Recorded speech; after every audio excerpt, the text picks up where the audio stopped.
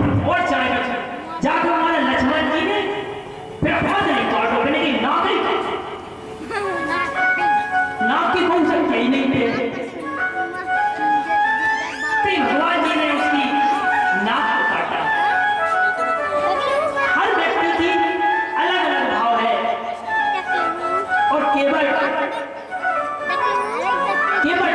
एक महान से महान और महान से महान केवल से ही भगवान कह रहे हैं क्या कह रहे हैं कि अपने दर्शन देते रहे जीव जा तो रहे हो। जब अयोध्या में सब लोग चले गए जाने लगे तो भगवान ने केवट को रोक लिया और केवट से कहा कि तुम तो बस अपने तरस दे गए हैं, क्योंकि केवट एक अनमोल भक्त था, अनमोल से भी अनमोल। कुछ संत बताते हैं कि वो एक मगर था, एक बार जाता पर भक्त तो भक्त है, फिर ऊपर आता फिर नीचे कर देता, बार बार किया तो निकल कर आ गया। तब भगवान ने हरि में शुरू वरदान दिया कि अगर तो तुम मगर हो पर आगे चल के तुम्हें हमें पार करो। तो भाई मगर आज केवट बन गया। बोले सियावर रामचंद्र की, सियावर रामचंद्र की, सियावर रामचंद्र की। ऐसे महान केवट हुए जिनका वर्णन होना नामुमकिन है।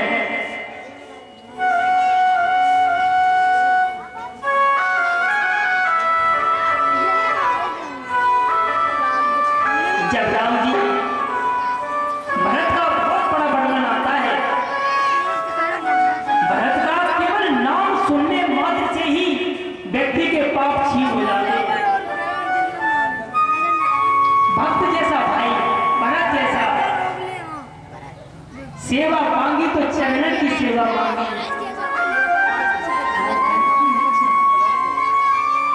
एक छोटे छोटे शब्दों में कहानी है, भगति चला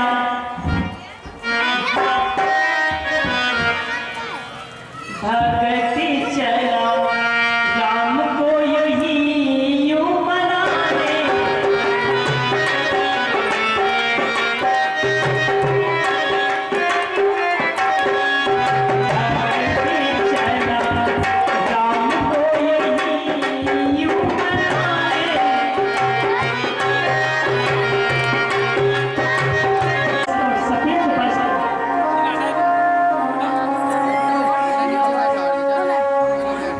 कोई माता बहन की मूर्ति रखकर आराधना करनी चाहिए।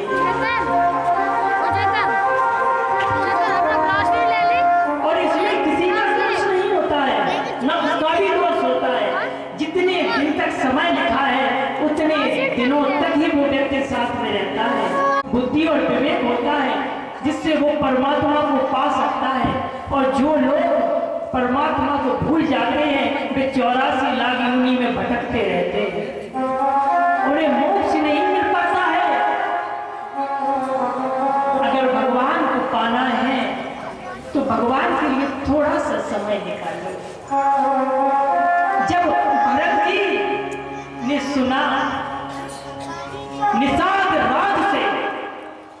निषाद राज से सुना कि भैया पैदल गए हैं, उनके पैरों में चप्पलें नहीं है, उनकी नेत्रों में आंसू बहने लगे।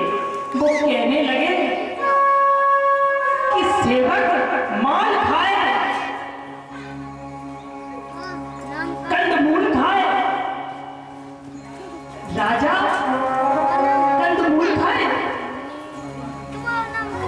उसी क्षण अपनी चप्पलों को त्याग दिया और चप्पलों को त्याग कर चलने लगे। पैरों में कांटे लग जाते और खून की धार लग जाती। और तो करते क्या है, क्योंकि राम और राम, केवल राम राम। और जैसे ही राम का नाम ले रहे उन पैरों का खून बंद हो जाता है। जब राम का नाम लेने से सब्जी में स्वाद बढ़ सकता है तो राम के नाम लेने से खून बंद नहीं हो सकता।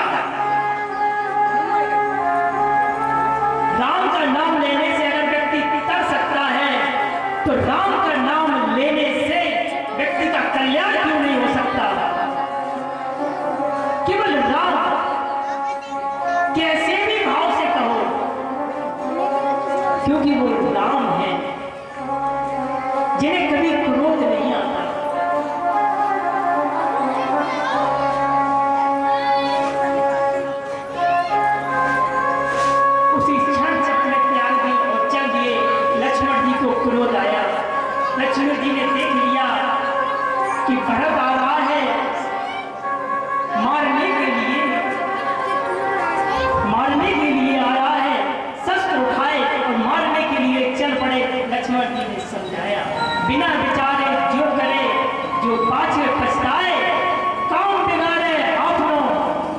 में हो फंसाए। कोई भी काम बिना विचारे नहीं करना चाहिए। बिना विचारे जो करता है वो बाद में पछताता है।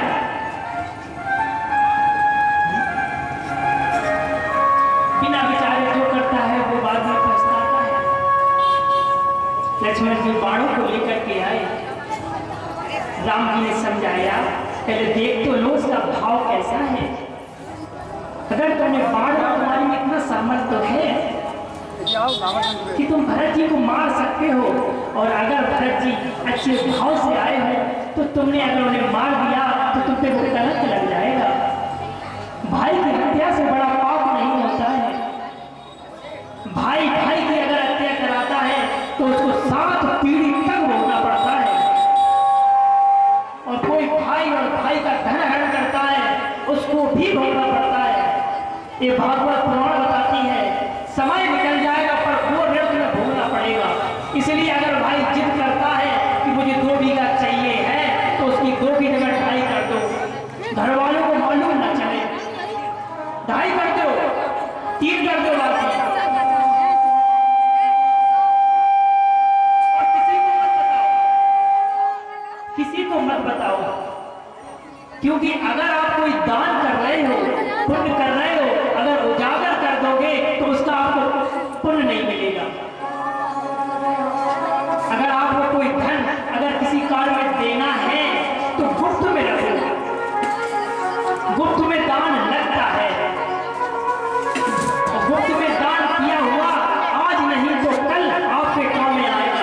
और अगर आपने उजागर कर दिया कि मैंने यहाँ 500 रुपए दिए हैं तो वो 500 के 250 रह गए, 250 कट गए। केवल इतना कहने से 250 कट गए। इसलिए अगर कोई बड़ा कार्य हो रहा है उसमें अगर आप पैसे दे रहे हो तो अपना नाम मत बुलाओ, गुप्त में दे जाओ, भंडारे में दे जाओ, कोई भी कार्य में दे जाओ, पर गुप्त में रखो।